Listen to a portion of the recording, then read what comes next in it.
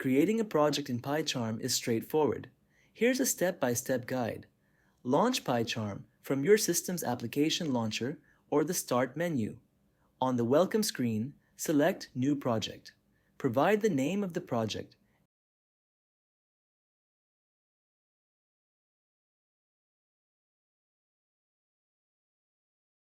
And for location, choose the directory where you want to create the project.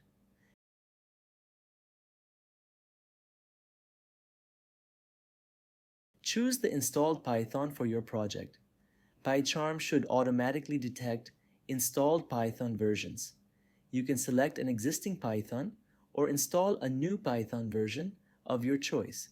If you have a specific interpreter already installed, such as Anaconda, you can select it under Previously Configured Interpreter. Click Create to finish the setup. PyCharm will generate the project directory and initialize it according to your settings. As you can see, we have a sample project, one already created.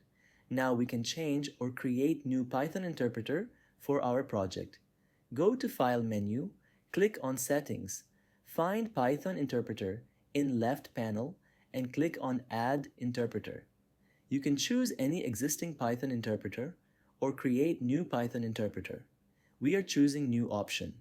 Provide the name for your interpreter, like we are providing. By default, this new interpreter will be created inside project directory. We can choose base Python if we have multiple versions. Python installed, click OK to create a new interpreter. Our first Python interpreter is created. We can create a new interpreter if we want.